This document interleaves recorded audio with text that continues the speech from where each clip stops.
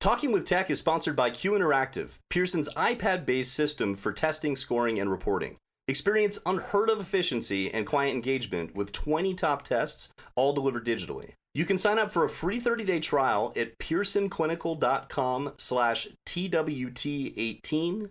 After that 30 days, if you want to go ahead and use it, call 1-800-627-7271 and give them promo code TWT18 to get 10% off the Q Interactive license. This is only good through the end of the year, December 31st, 2018, so try it now.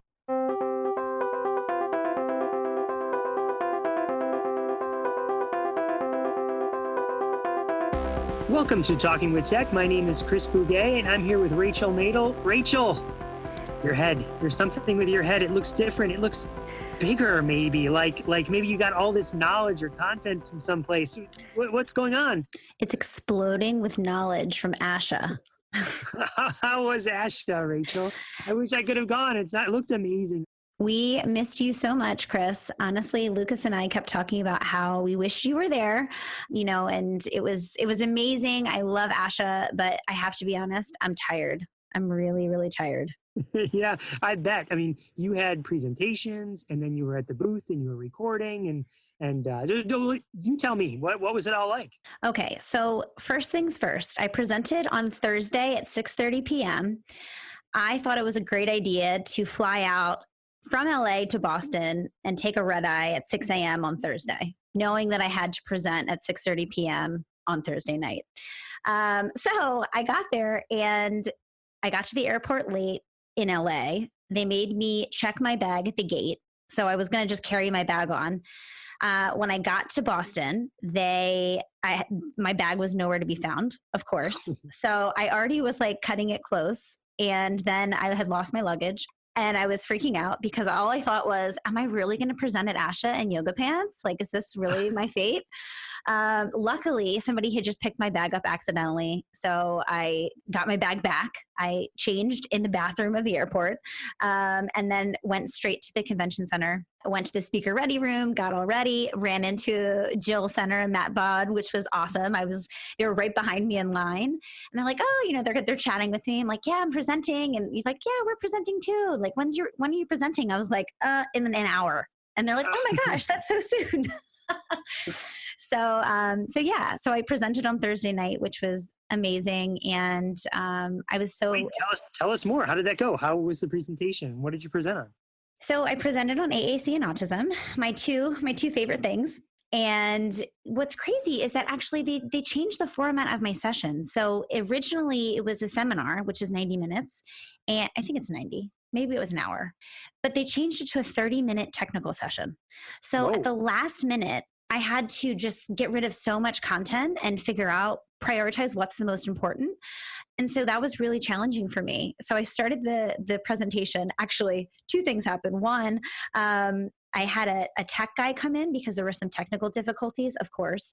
The last thing you want when you're presenting at a conference is technical difficulties. So the tech guy was awesome. He came in, but then realized after I had started that he had left his walkie-talkie on my podium.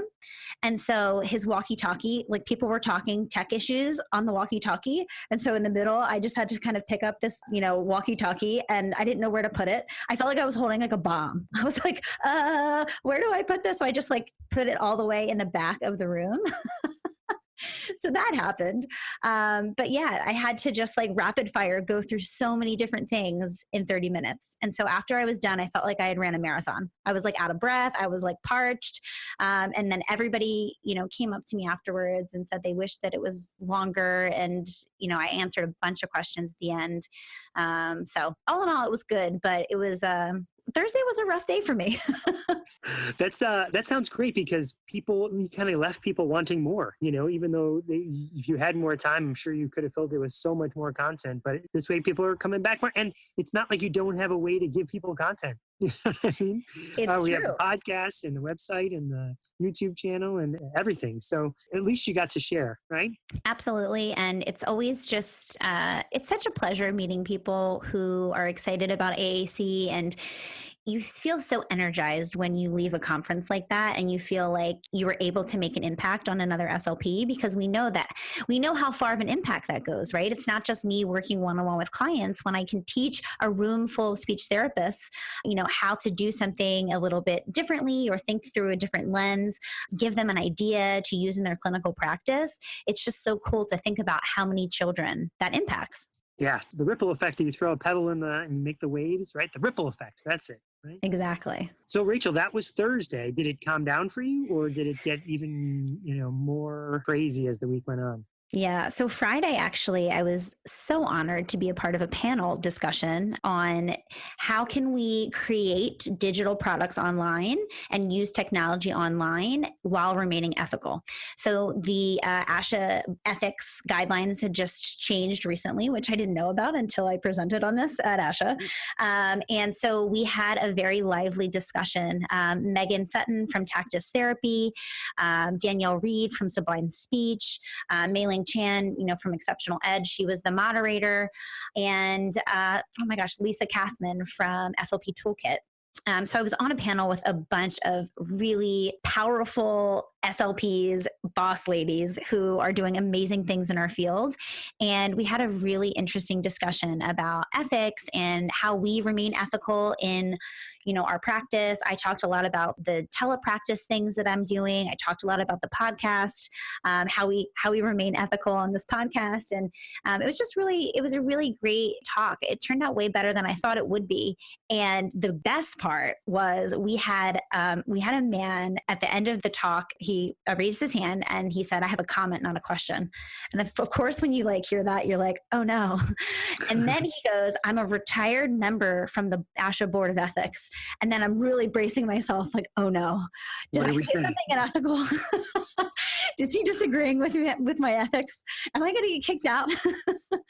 So, but he had an amazing feedback. He said, he sang our praises and said how, we did such a great job. We had such relevant discussions, and, it was really, he admired all of the things that our businesses are doing to remain ethical. And so it was wonderful. And he of course came up afterwards and introduced himself. And it just there's nothing better when you're doing a presentation on ethics than to have a retired ASHA board member come up and sing your praises. So it was really cool.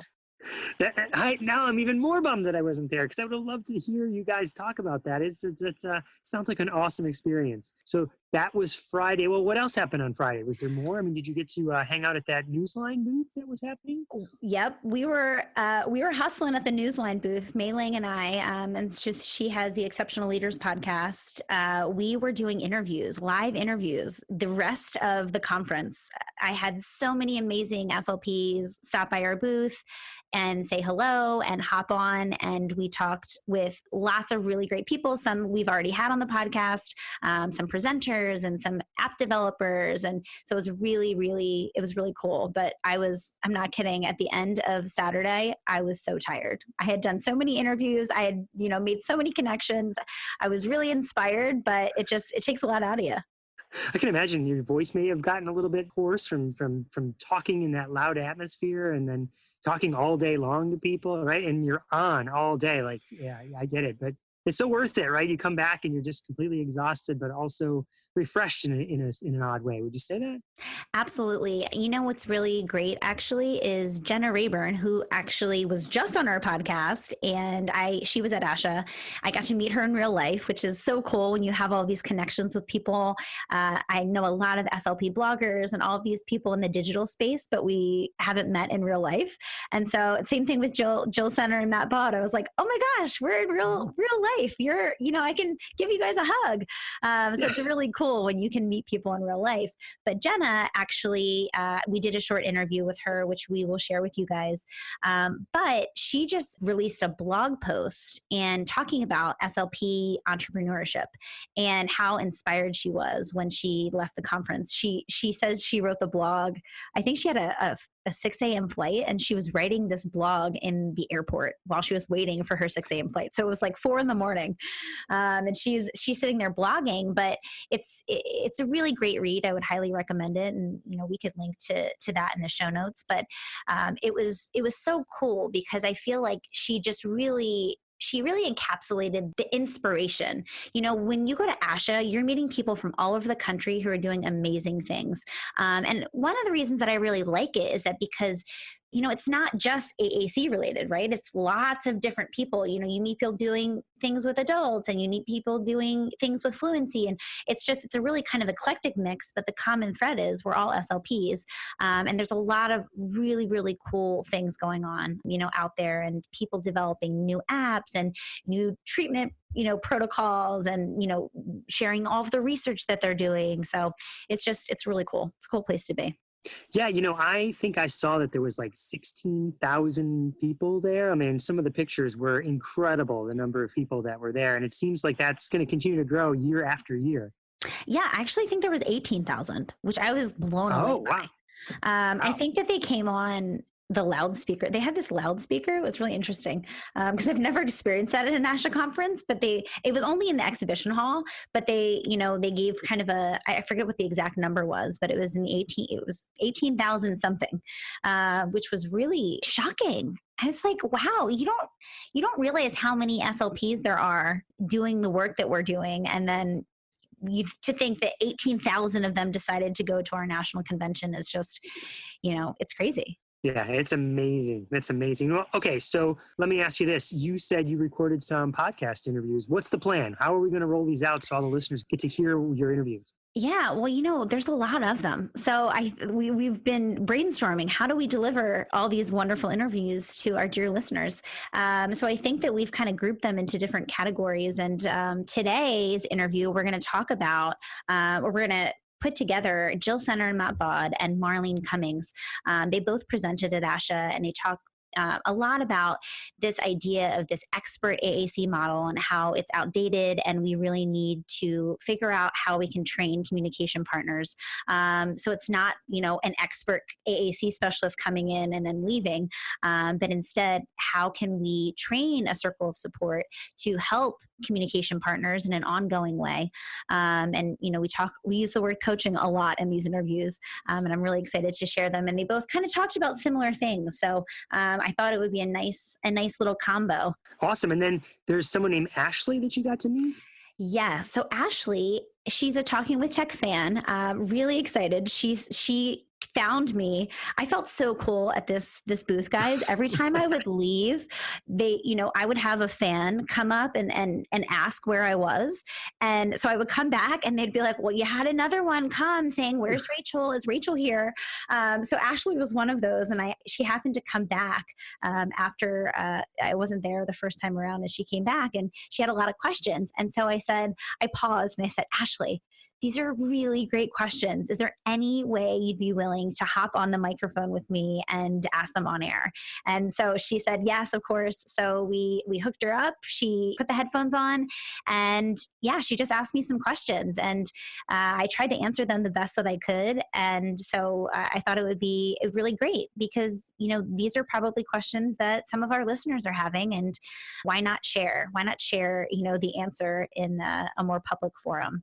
I love it. I can't wait to listen to these, and I can't wait to listen to the future weeks. So Rachel, hearing about those interviews, it's got me really excited, but it also has me a little bit sad because here you have met Jill Senner and Matt Baud, for instance, right? And all these other people. And you and I have still never met face to face. This is the only time we know each other from the podcast only. Which is so crazy, Chris. I feel like we're besties, and it's just everyone that came up multiple times actually, because everyone's like, "Where's Chris?" I was like, he's not here, and I really wanted him to be because we've never met in real life. Yeah, I know. I feel I think people would be surprised to say that, right? Because we just get along so great in this podcast. We do, and we see each other's face every single week, for at least an hour, if not more. So it's just like, it's so funny to think. And I really love that because it really feels like we are very good friends. And how cool is it that we have technology that allows us to connect on, such a personal level when we're actually, time zones away from each other and have never met in real life. I know. I always try and keep that in mind, that there is no better day to be alive than today. Absolutely. And I put that in the same with all the technology we have, but I put that in the same ballpark with AAC. You know, if you needed an AAC device, today is the day. It's the best day to need one. And tomorrow will be even better because things will continue to improve. There's more content out there. More people will know the information, new technology. So it just sounds like you had such a wonderful time at ASHA. Let me ask you this though, Rachel, just switching gears just a little bit. Were you able to convince anybody to do more reviews? Because the end of the year is creeping up, and what number are we at with our mission to get to 100? You know what, Chris? I had so much on my mind that I was not even thinking about our challenge, which I'm really disappointed about at some level. But at another level, I'm really proud of myself that I did so many awesome interviews. Yes, I can only do so much. Be kind to yourself. But we have 79. So we are, 21 away from our goal. It is November 26th when we're recording this right now. So we have a month. We have a month left, guys. And if you haven't already, please, please, please go on. Leave us a review. We've had some really great ones that I'm really excited to share. Actually, people leaving some comments on the reviews. You don't have to necessarily leave a comment. You can just give us however many stars you'd like. Lauren Misses You says, this podcast provides me with information and pushes me to be a better teacher. 100% of my students use multiple modalities to communicate, including a mix of speech generating devices, some ASL, some adapted signs, and visuals.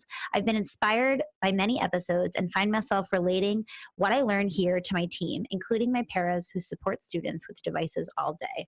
I love that. Sounds like she's a teacher, which is so cool. Exactly. We are reaching out beyond just speech therapists to more teachers and other educators and family members, and that is awesome. Yeah, we have another one, LCSLP 22. I'm a second-year clinician and self-proclaimed AAC nerd, which I just love that. I'm a self-proclaimed AAC nerd as well. Talking with tech provides me with the guidance and reassurance that I need to serve my kiddos. I work in a private clinic, so the advice regarding collaboration with school clinicians is especially helpful. Keep up the great work. And I love that she talks about the reassurance, because I feel like that was a goal of mine when we started this podcast, and still is, to make you feel more confident about the services that you're providing. And I think at some level, we all second guess ourselves. We all think, oh, like, am I doing this exactly right? Or should I be doing things differently? And so I just, I hope that this podcast helps give you a little bit of confidence about, wow, they do the same things that I'm doing. Not to say that we all have to do things in the same way, but I think that it's nice to hear other SLPs that are doing things that are similar to you or have similar, train of thought when it comes to the things that come up in our practice.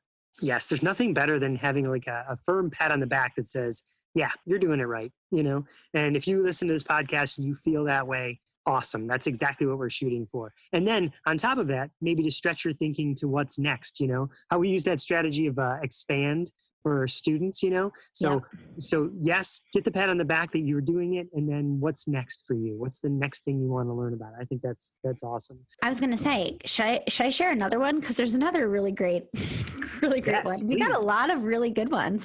Maybe it seems like it was right around ASHA. So maybe I was leaving a mark. I definitely talked about our podcast when I was presenting.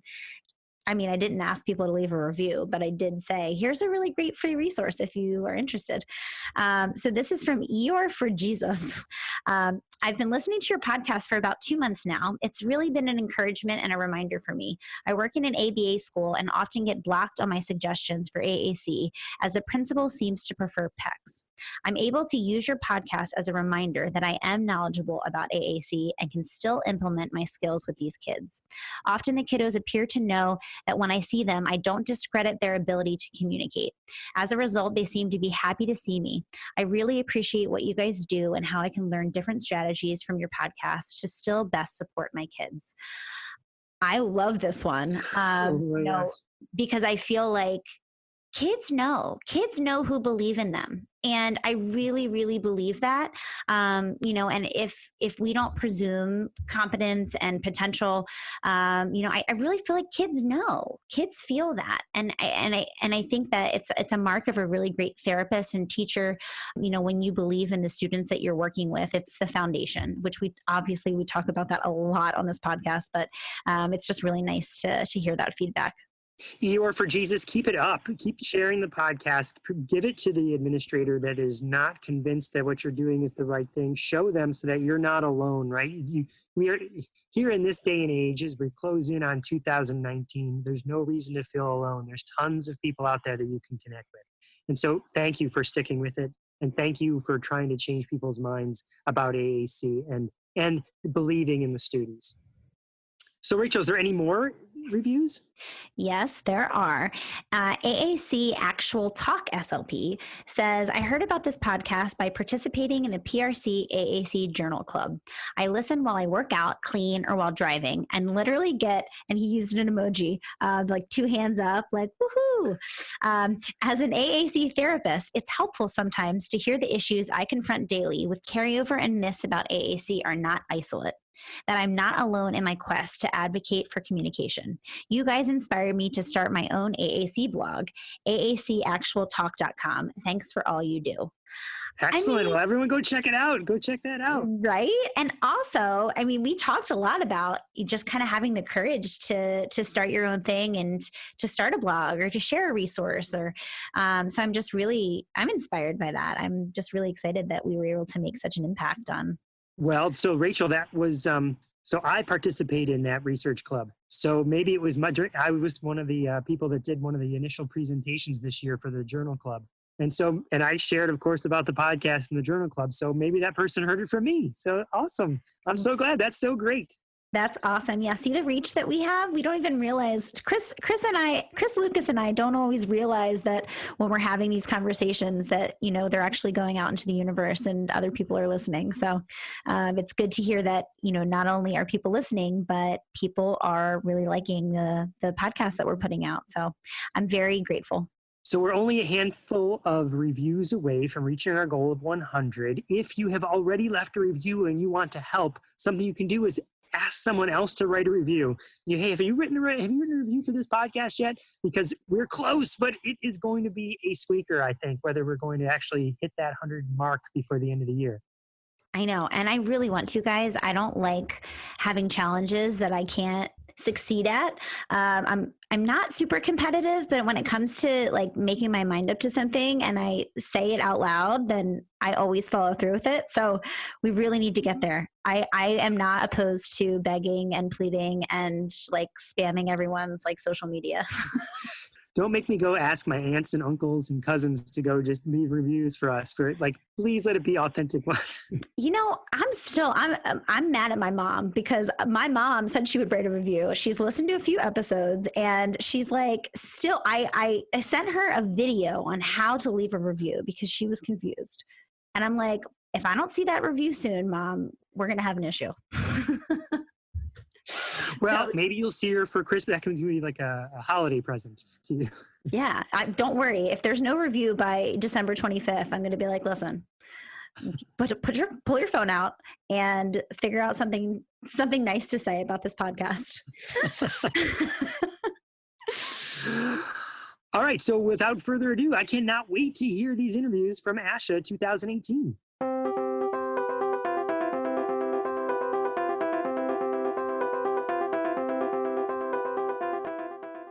I'm here at ASHA 2018 with Jill Senner and Matt Baud. Thank you guys so much for stopping by our booth. How are you guys? Great. It's great to see you. Yes. Good to be here. I know, in the flesh. So we actually had these guys on our podcast. One of our most popular downloaded podcasts actually was you guys. Really? Yes, you guys were you're at the top of the list. But we never met in real life, so I'm really excited. We actually saw each other yesterday when I was at the speaker ready room, frantically trying to get ready for my presentation. I ran into you guys.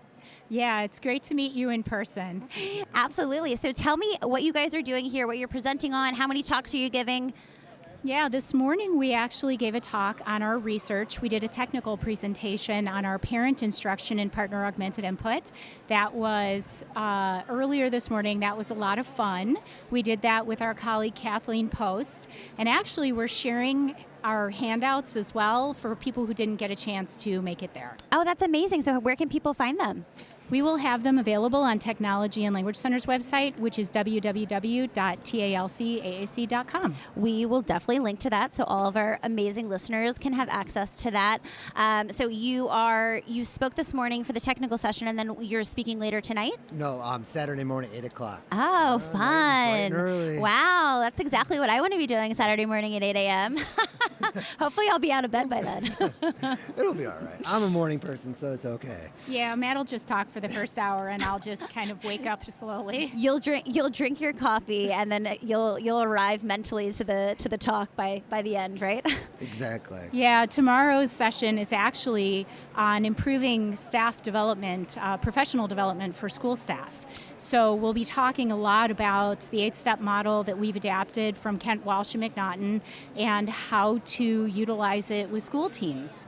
Yeah, so just for our listeners who maybe didn't listen to your episode, which I would highly encourage you guys to go back and listen because it was fantastic. Just brief overview of what your framework is. So we use the Kent Walsh McNaughton. It's an 8-step process where you go through things such as the pre-test, where you get a little baseline of what's really going on in terms of reality in the classroom, and then you go through different steps. And part of it is in terms of an in-service component, but most of it actually happens live within the classroom. And like our last study, the study that we just talked about today, was actually happening, things within the home and doing some of the parent trainings that way. So as you go through the different stages, you get some demonstration, you get some a verbal practice, and a lot of you guys have heard s'mores, and that's what we use to kind of tie everybody in there. And then we go through control practice, which is where we start bringing in the coaching element into the classroom. Control advanced practice, which is where you pull back, but you're still giving them feedback, you're still coaching them, and then we kind of get to see it in terms of post-test, like what happens now that we did this training. And usually pretty quickly we do see a significant change with the communication partners. And I just spoke with Marlene Cummings, and it's just, I think that the baseline and the pre-test and post-test is so important. We don't even realize, the gains that we make without having that objective data to look back to. And I think it's a misstep a lot of times. Well, and a lot of times people want us to skip the pre-test. They don't see it as an important element. Let's just go straight to the training. And the reality is that people don't always recognize their own habits and ways of communicating. So when they have a chance to watch their own baseline on their own, it can be incredibly eye-opening. I do that when I watch myself on videotape. Oh my gosh, I asked 5,000 questions and didn't give any pause time.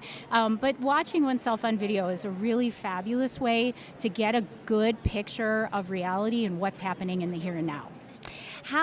What would you say to someone who is really resistant to maybe it's not just the idea of a pre-test, but maybe it's like, I don't want to be on camera?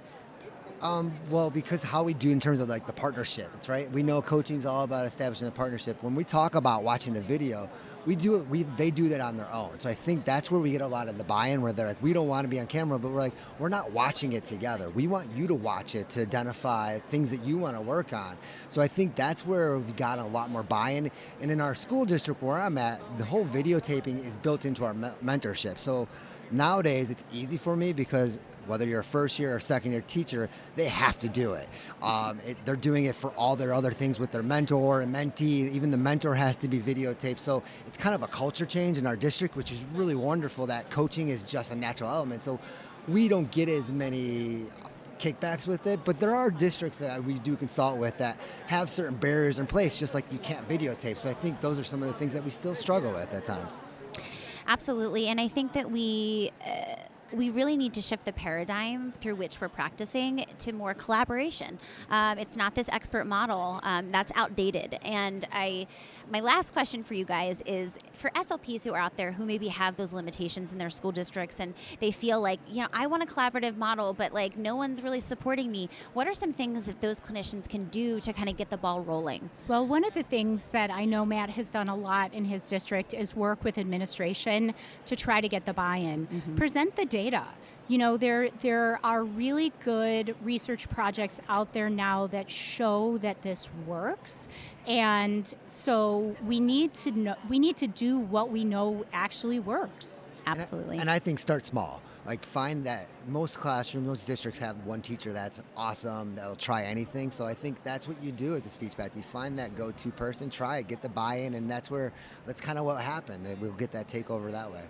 And I think too, I remember years ago when I first started practicing, I was nervous to do that kind of model, right? I felt like, who am I? Like, I just got out of school. I don't really know what I'm doing. And so I think that there's this fear internally with SLPs that they kind of have to get past that.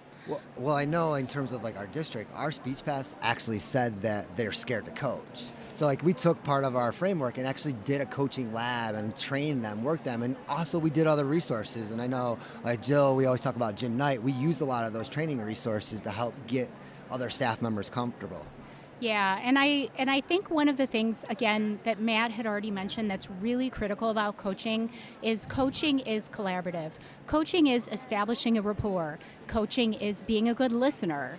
Coaching is giving objective feedback so that the person can problem solve on their own. Coaching is helping the individual being able to figure out what they want to work on. So that's really more what coaching is. Coaching is not necessarily an expert, like you said. Coaching is someone who has to have a very good working knowledge of the strategies that they're trying to teach so that they can model them. But coaching really is collaborative, and it's developing those rapports. It's sitting down in the lunchroom with the teachers and talking about your day and just getting to know one another so that it really can be much more comfortable and much more natural. Yeah, we just had Jenna Rayburn, who is working in the preschools. She has a huge paid teachers following. She does a lot of stuff with AAC in the preschools, and part of our conversation was sometimes you just have to talk about things that are not speech therapy related to build that rapport and that trust. And once you get there, then you're able to do so much more. But sometimes it means taking a little bit of time out of your day to just talk about whatever it is that teacher or SLP wants to talk about that day. Oh, completely agree. There's times where I walk into a classroom and it can be difficult walking in there and seeing things happen, but it's like I take that out of my mind and set, and just exactly as you said, like establish that relationship. Have fun with them just so they trust you, and you get to know who they are too, so it helps you when you do coach. Absolutely. So what are you guys most looking forward to the rest of your time at ASHA? Oh man, there's so many sessions that we've wanted to see. I know. So many sold out sessions where we're sitting in the overflow and I know. Saying yes, this. So just more of the same. Getting to hear some new ideas, getting to sit in on some really cool sessions, getting to check out some of the new technology in the exhibit hall. It's really been a great experience. ASHA is always a lot of fun. And I'll be kind of nerdy. I kind of like the posters to see some of the research out there. It's nice. Yes, I know. There's so much. I feel like it's almost overwhelming in a lot of ways, but I think you always leave feeling really tired, but also really inspired. You have talked to people and have different perspectives and new ideas to share, and so I think that it's such a special time of year, right before Thanksgiving always. Well, thank you guys so much for stopping by. I'm really excited to see you guys in real life, in the flesh, and I'm really excited to share this with our listeners. They love you. They love you guys. So we're going to give the people what they want. Well, thanks for having us again, and it was fabulous meeting you in person. Thank you. Awesome. You're welcome.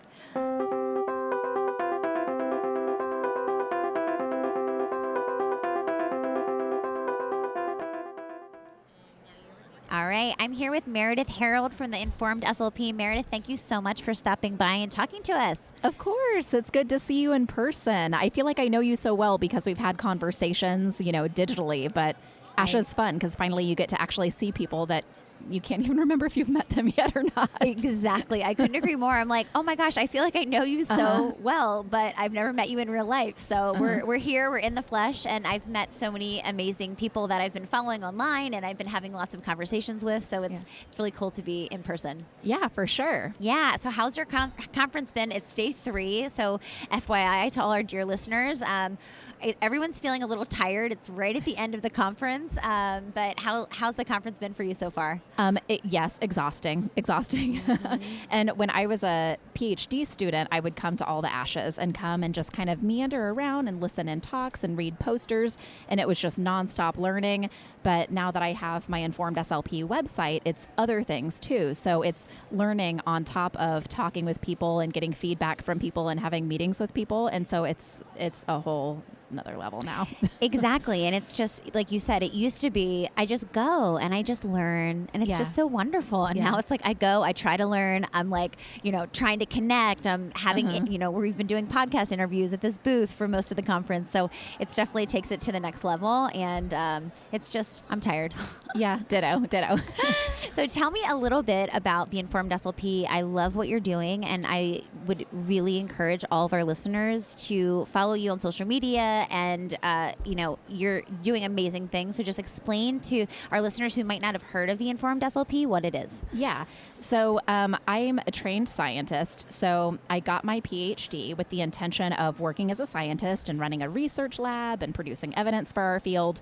Right after my PhD, I got this wild hair that I wanted to work as a clinician for a while. So post PhD, I went and worked as an SLP in the schools for over 5 years, which really wasn't the original plan. I had planned to stay there for a year or two. But once I got into a clinical setting, I started to realize, oh my gosh, it's really different once you try to take information and actually apply it in clinical practice. And so honestly, I stayed until I felt like I had a good handle on things. And it took me 5 years with a PhD to feel like, okay, I think I kind of get it now. I'm not a perfect clinician, but I think now I get what it feels like to be a clinician, and I understand how this all works.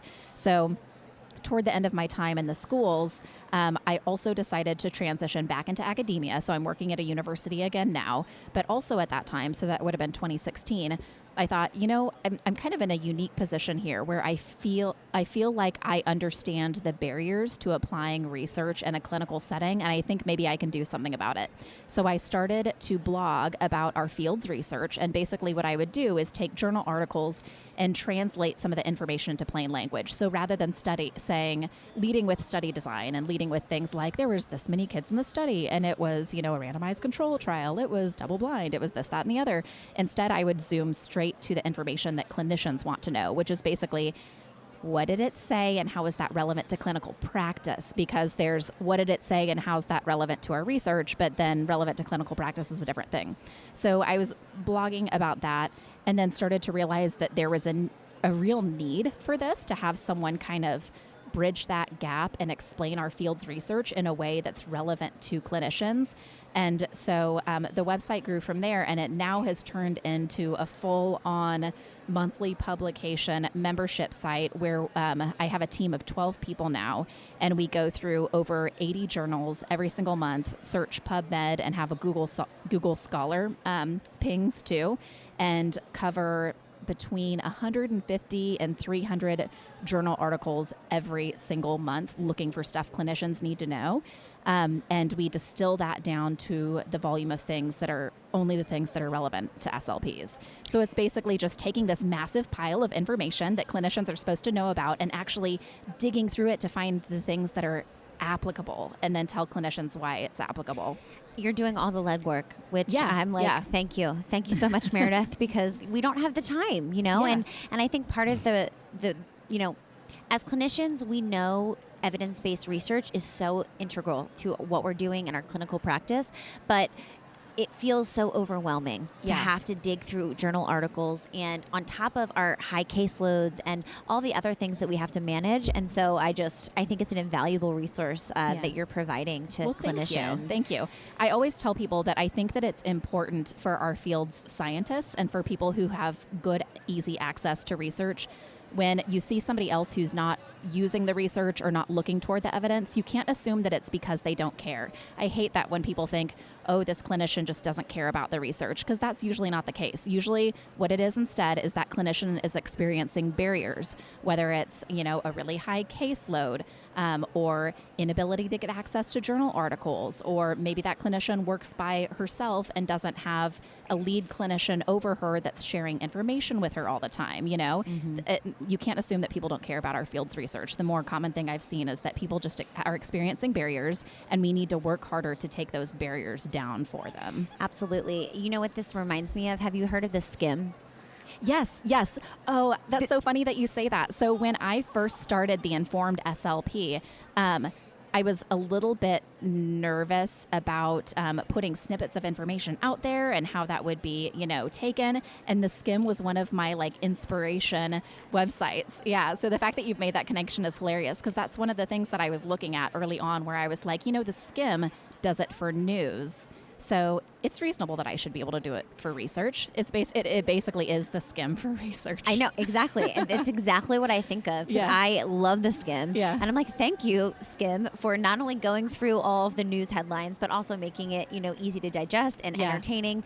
And so when I first found out about the Informed SLP, I was like, wow, this is the Skim research, research SLP version. Yeah. So it's so funny. I'm so happy to hear your story and hear that you made that connection very early on. Yes. And I just love what you guys are doing. I just think that not only going through the research, but also the clinical implications, right? I think that's the disconnect, and that's where clinicians aren't always connecting those dots. Mm-hmm. And that's the important piece. Mm-hmm. That's why we need to read research, right? It's because it informs the way we practice. Yeah. So I think that that's just amazing, and I'm just really excited that thank you guys are doing so well. And it seems like you guys are expanding and growing, and I'm really, really pumped. How do people find you online? How do people participate in the Informed SLP? So I was lucky enough when I set up our Instagram and Facebook and Twitter accounts that they're all the Informed SLP. It's hashtag or / the Informed SLP for all of them. So I know some people have different titles across all their accounts because it was taken, but lucky for me, mine wasn't taken. And so it's just the Informed SLP everywhere. Perfect. And the informedslp.com. I know. I love following your posts because I just feel like I get the snippets that I need, and I'm like, oh wow. And then what's nice is that if you post something that intrigues me or piques my interest, I'll oftentimes go and I'll read it. Right? It's like, okay, she informed me. The Informed SLP, how appropriate. She informed me about this research, so now I can take a deep dive if I want to. Yeah. So I think that's the beauty of it, is that you just get the highlights. It's kind of like the highlights reel. Yeah, I basically think of it as we're essentially telling you why you'd want to look at this research and whether or not it's worth your time. Because when I was practicing as a clinician, that's the thing that drove me crazy, is when I read an abstract, I couldn't tell whether or not it was going to be usable by me, and I would have to get the PDF, print the whole thing, read the whole thing, and sometimes it would be fantastic and I could replicate what they did in clinical practice. Other times I'd read an entire journal article and be like, couldn't somebody have said that this isn't ready for clinical practice yet? And so basically we're just digging through and finding those things that are ready to be used. Exactly. And sometimes there's a cost barrier. Yes, there is. And that's a whole nother thing where it's like, and that's the worst, spending money to read a research article to then find out that it's not, applicable to clinical practice. Yes. No, thank you. Yeah.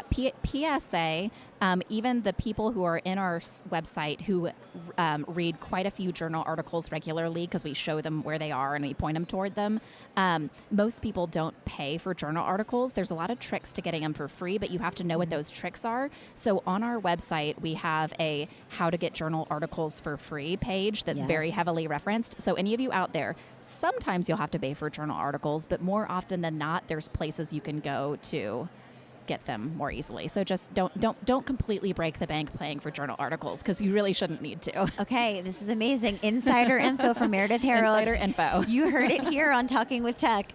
We'll definitely go to her website and follow her on all social media outlets. I am a huge fan of yours, Meredith. So thank you so much for stopping by and talking with us. Thank you, Rachel. I appreciate it.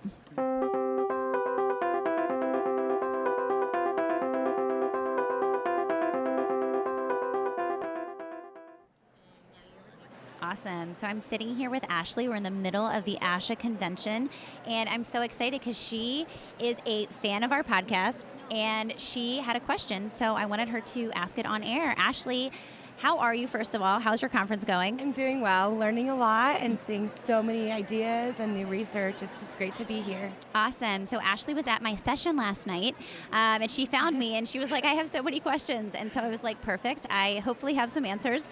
So I just wanted to share them with our audience. So Ashley, what is your question? Well, I have some new users of AAC devices, and I wasn't sure how to incorporate core versus fringe words onto their devices and how to organize those folders or those vocabulary groups. So as far as the organization, it kind of depends on what system you're using. And a lot of the systems have them organized in a very strategic way, which is good because you can use the templates. When you're thinking about core versus fringe, it's important. The organization is less important because kids will learn the motor plans. I've worked with some kids that have their fringe folders at the top of their screen and others that have it on the bottom. It's kind of depends on each case. I have some kids that I work with who, their visual scanning isn't strong at the top or they prefer bottom. So, there's some clinical decision making when it comes to how you're organizing a device. But when it comes to what vocabulary we're targeting, it's really important to first consider what kind of user is picking up the device. If it's a child who has been using a system for years and can navigate to all the fringe, then I'm going to really emphasize the core. If it's someone who is just picking up a device, maybe they're nonverbal, they have autism, then I might do something where I'm focusing more on fringe in the beginning. I always tell clinicians that fringe vocabulary is really great because it's concrete.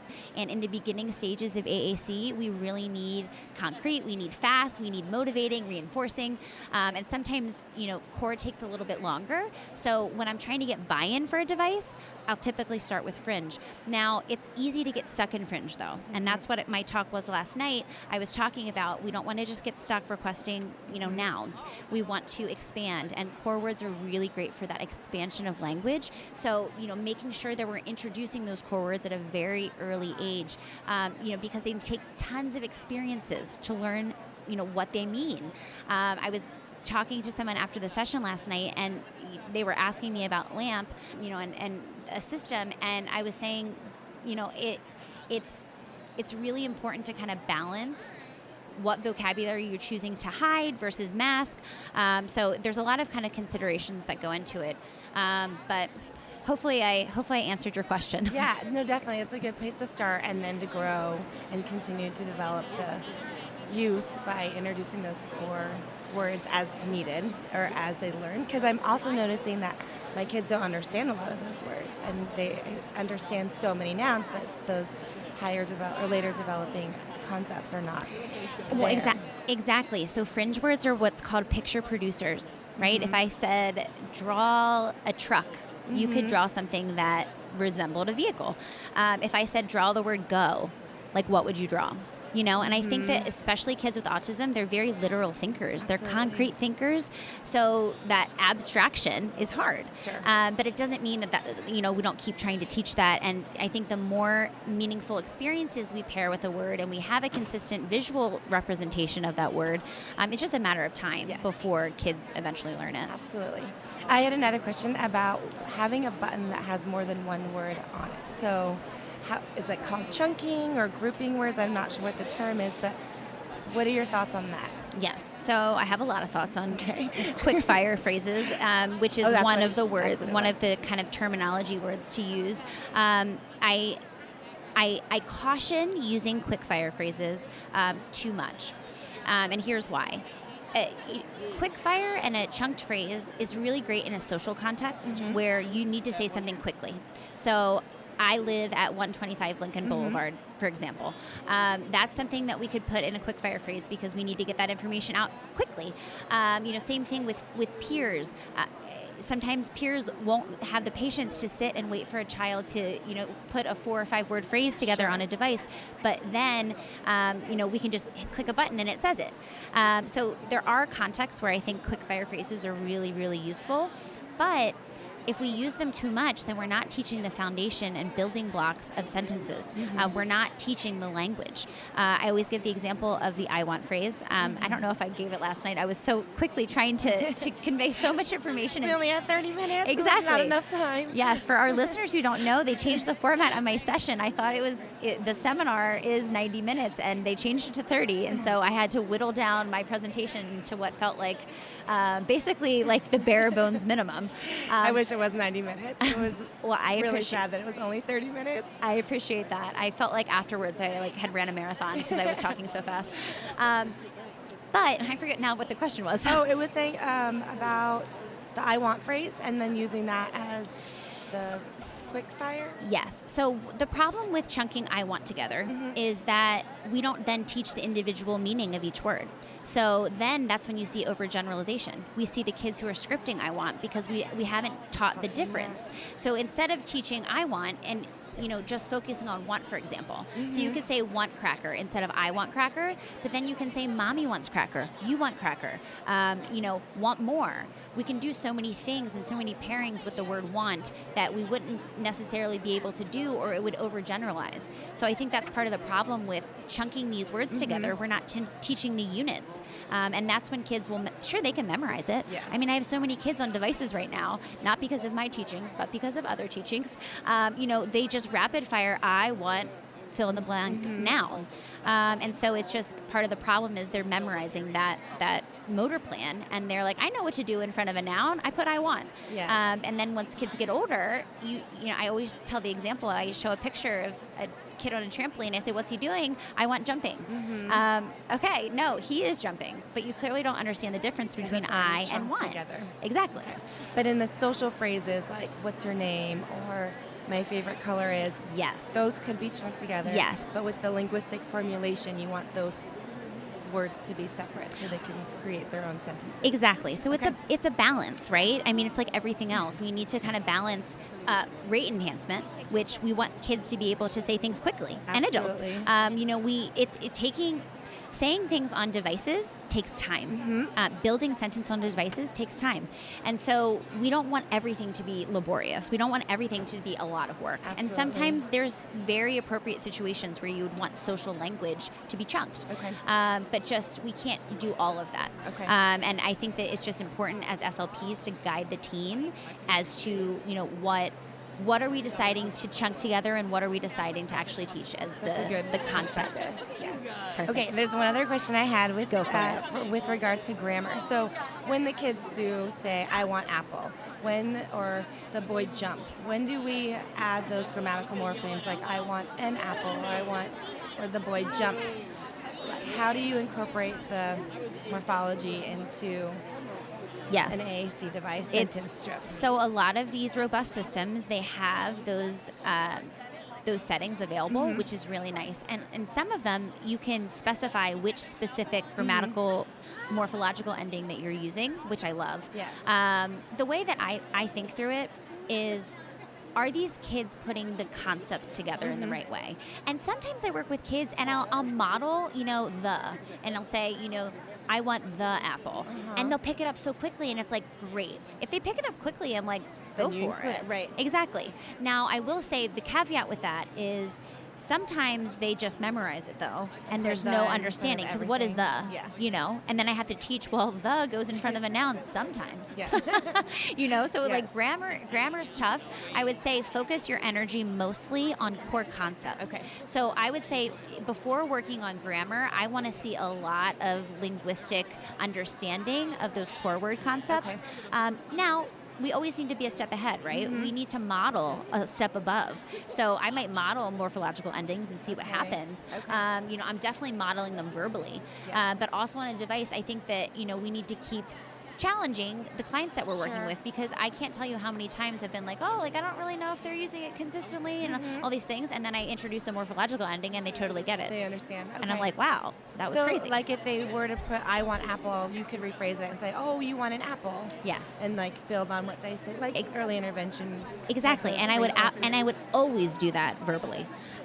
So that's the important thing. Now, sometimes putting on a device, it depends. It kind of just depends. Yeah. But I don't think there's harm in trying. Okay. And seeing if they're at a place where they can kind of like get it and pick it up. That's a good idea, though, to model it and see what they...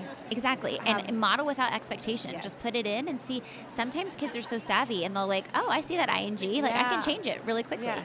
And there's some really cool things that some of the apps are doing with the morphological markers. I noticed that they have all the tense markers and Yeah. agreements. So it's nice that there's an option, but it's like, when do you introduce that? And they're not at that level yet, but Yeah. that's a good idea just to model it and see where they Perfect. are and Do you have what any? they can do. Yeah. Do you have any other questions? No, that's it. That's really helpful. Thank you so much for all these answers and for chatting with me about this topic. Of course, Ashley, thank you so much. I'm really excited to talk with our fans and to answer some questions. We're always curious what you guys think. So, if you have a question, please don't hesitate to reach out to us on Facebook. We have an awesome Facebook group where lots of people ask questions, and there's a great dialogue. And also, you can just send us an email if you don't want to do it in a public forum. But we're here to help and to answer any questions that you guys have. So thank you so much, Ashley, for stopping by.